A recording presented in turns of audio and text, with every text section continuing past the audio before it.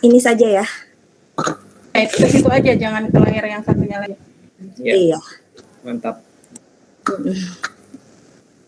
Assalamualaikum warahmatullahi wabarakatuh. Nama saya Pratiwi, Bu, perwakilan dari kelompok 3.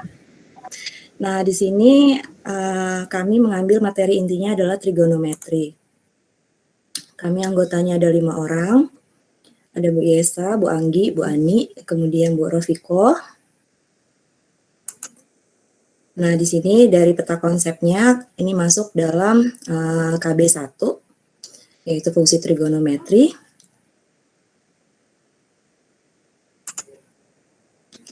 Nah, ini soal HOTS yang akan kami analisa. Nah, di sini ada soalnya sederhana seperti ini. Sebenarnya trigonometri itu soalnya singkat saja sudah butuh pemikiran yang dalam seperti itu. Nah, ini di sini jika sin X ditambah sin Y sama dengan setengah dan cos X tambah cos Y itu sama dengan 1/3. Nah, maka tentukan nilai cos dari X kurang Y-nya berapa. Nah, di sini yang pertama yang mau kita analisis itu apa saja langkah-langkah yang harus peserta didik lakukan untuk menyelesaikannya. Kemudian yang kedua, apa saja materi prasyarat yang harus dimiliki para peserta didik untuk menyelesaikan soal HOTS seperti di atas. Yang ketiga, apa saja sih miskonsepsi yang dilakukan peserta didik dalam menyelesaikannya. Kemudian yang keempat, bagaimana analisis lingkungan belajar peserta didik terhadap materi ini. Kemudian yang kelima, bagaimana keterkaitan antara materi pembelajaran dengan hasil analisis lingkungan belajar peserta didiknya. Nah, ini langkah penyelesaiannya sebenarnya seperti ini. Penyelesaian yang pertama, di sini sin X tambah sin Y sama dengan 1/2. Untuk kita bisa membentuk cos X kurang Y, kita coba kuadratkan kedua sisinya. Jadi sisi kiri dikuadratkan, sisi kanan juga dikuadratkan. Hasilnya dapatnya, nah sin kuadrat X tambah 2 sin X kali sin Y tambah sin kuadrat Y. Sama dengan, nah sisi kanan juga dikuadratkan, jadinya 1/4. Kemudian yang kedua juga, cos X ditambah cos Y itu sama dengan 1/3. Kita kuadratkan juga kedua ruasnya. Jadinya cos kuadrat X ditambah 2 cos X dikali cos Y tambah cos kuadrat Y sama dengan 1/9. Nah, ini kita coba jumlahkan. Nah, di sini ada ketemu identitas trigonometri. Sin kuadrat X ditambah cos kuadrat X ini hasilnya kan 1. Kemudian di sini 2 sin X kali sin Y ditambah dengan 2 cos X kali cos Y, ini bisa kita buat distributifnya seperti ini. Kemudian di sini juga ketemu lagi identitas trigonometrinya, sin kuadrat Y ditambah cos kuadrat Y ini adalah 1. Nah, kemudian di sini 1/4 ditambah dengan 1/9 karena penyebutnya beda, disamakan dulu penyebutnya, hasilnya menjadi 13/36. Nah, di sini 1 tambah 1 di sini bisa jadi 2. Kemudian yang di sini ada ketemu lagi untuk rumus ini, sin X kali sin Y tambah cos X kali cos Y ini sama dengan cos X kurang Y pada rumus penjumlahan trigonometri.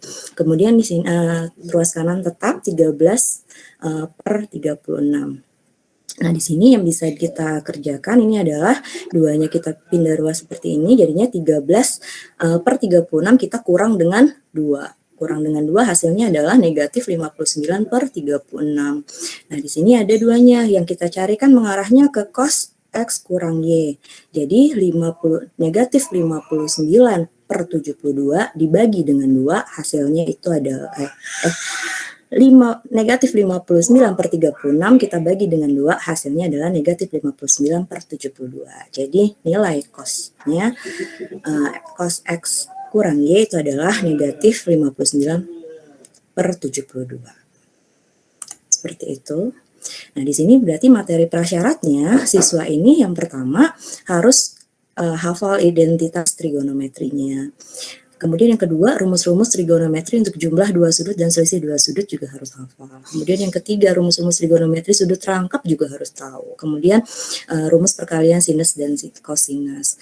Kalau bisa saya tambahkan untuk pecahan yang untuk dasar sekali itu mereka harus tahu yang operasi pecahan. Bahkan kalau SMK itu menjumlahkan atau mengurangkan pecahan yang beda penyebut saja itu sulit. Ini juga harus diulang kembali pembelajarannya. Seperti itu, Bu. Nah, di sini miskonsepsinya. Nah, di sini yang miskonsepsi ini kan dipandang sebagai pengertian yang tidak akurat mengenai konsep, penggunaan konsep yang salah, klasifikasi contoh-contoh yang salah, kekacauan konsep-konsep yang berbeda, dan hubungan hierarkis konsep-konsep yang tidak benar. Ini disampaikan oleh Pak Suparno di bukunya 2005. Yang pertama, ini konsepsinya, peserta didik itu biasanya menyamakan konsep cos X kurang Y, kalau dia nggak hafal, dia menganggapnya nilainya jadinya cos X kurang cos Y. Jadi dianggapnya dengan menggunakan sifat distributif pada aljabar biasa, kemudian cosnya dianggap sebagai variabel. Makanya dia jadinya kayak gini, padahal tidak seperti itu. Cos ini bukan variabel. Nah, ini ditekankan lagi sama siswa. Kemudian miskonsepsi berikutnya, ini masih sering salah dalam menjumlahkan pecahan yang beda penyebutnya. Ini yang tadi saya sebutkan. Kemudian yang ketiga, kesalahan dalam mengkuadratkan kedua ruas. Nah, misalnya kita mengkuadratkan tadi untuk sehingga hanya satu ruas yang dikuadratkan. Tadi kan kita kuadratkan, kita coba, nah ketekan.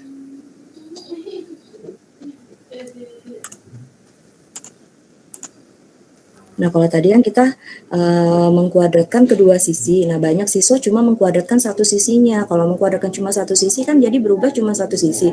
Itu akan mempengaruhi yang lain. Tapi kalau dikuadratkan dua-duanya itu kan tidak mempengaruhi nilai seperti itu. Nah, itu juga mau ditekankan ke siswa. Kemudian kesalahan dalam cara mengkuadratkan dengan kali faktor. Nah, kalau tadi itu mengkuadratkannya juga salah, biasanya salah.